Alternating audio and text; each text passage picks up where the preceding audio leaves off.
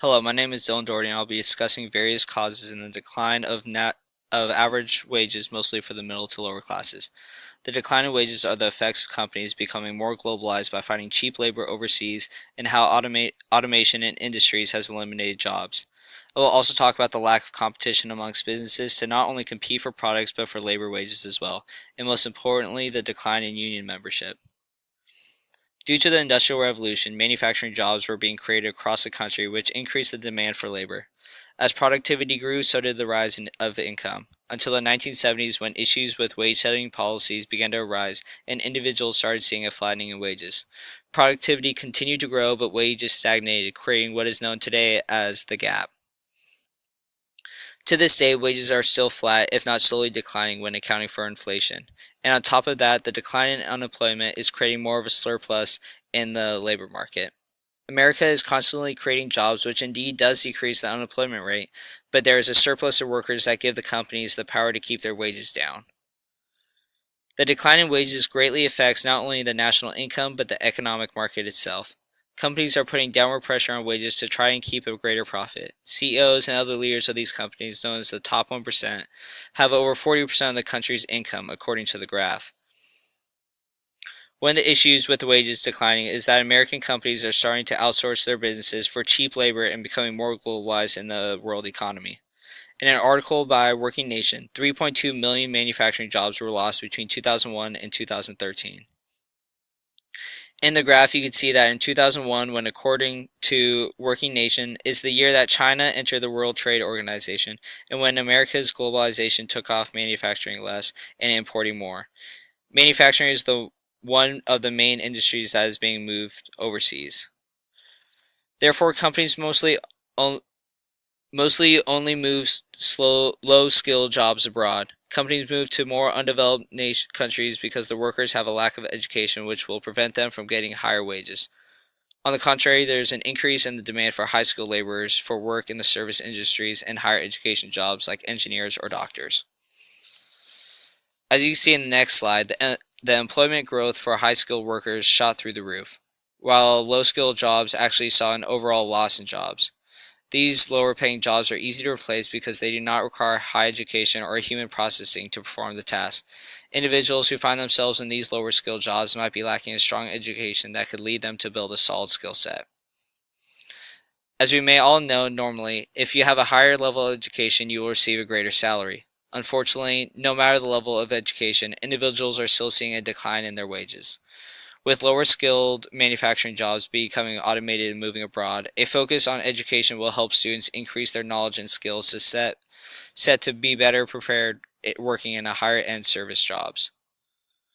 Technology has also played a substantial role in the loss of jobs and the decline in wages. We can slowly see jobs being automated with no assistance from humans. For example, bank tellers are now being replaced by ATMs, and industries such as the car industry have taken out manual labor and replaced the assembly line.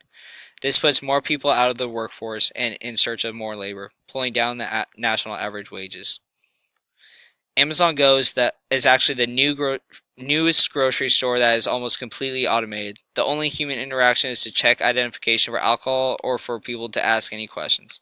Someone can simply go in and grab what they need and walk right back out without having to wait in any lines. Technology has made our lives so easy, but at the same time is replacing those lower skilled jobs. Another cause for the declining in wages are the restraints companies place on their employees that restrict any competition. Employers are having their workers sign non-compete contracts that state that they cannot enter a similar career or trade in competition against the rival company. This prevents companies from bargaining for their human capital, which could create competition and increase wages in the labor market.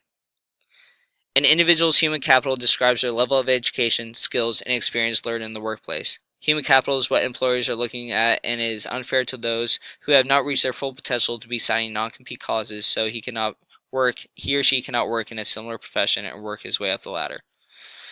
This places individuals in a concept called job lock, in which they feel nervous to leave their job and benefits behind for a chance at something better because they already have a secure job with income. With a surplus of workers, it is tough to find a job, so individuals are not branching out and taking risks that could benefit their future career.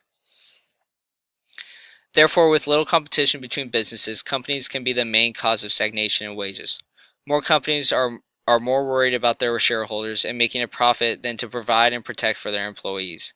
The lack of freedom to expand one's skill set, education, and knowledge prevents middle class Americans from increasing their pay, ultimately keeping individuals at a flat hourly wage without the opportunity to move. The decline in union membership in recent years has shown a positive correlation with a decline in wages. Union members lead the way for a strong pay and other policies that the non-union members follow. Wages are a bargaining chip between the employer and the employee for a human capital the employee is producing to provide profits for the company. Without union members to bargain for policies, pay, and other factors, the bargaining power ends up in the hands of the wealthy that abuse the power to set wages. According to the Center for Economic and Policy Research, unionized workers who have on average 20% higher wages than their non-union peers. Minimum wages in states such as California, Washington, and Arizona are much higher than other states due to the large amount of union members. Thus, these members are vital to increasing the purchasing power of the middle class citizen. One of the roles of government is to maintain the competition amongst companies by placing policies that restrict any person or company from monopolizing their labor. This could ultimately help increase companies to bid for individuals' labor and increase the national average wage. First off, I believe the government should make policies that employees are not restricted to who they can or cannot work for, even though I see the issue with giving companies secrets to rival businesses. However, in order to keep that from happening, companies need to make their employees happy by paying them a reasonable wage on top of benefits they deserve. Also, the government should help in job security as individuals are nervous of the fact that at any point they could be on the street looking for a job. Therefore, the decline in wages is a cause of numerous factors in the market, but some of the most influential ones are globalization and technology, lack of competition, and a decline in union membership. The focus of education at a young age and prepping them to enter the labor market is vital to creating high-skilled and experienced individuals who receive good wages.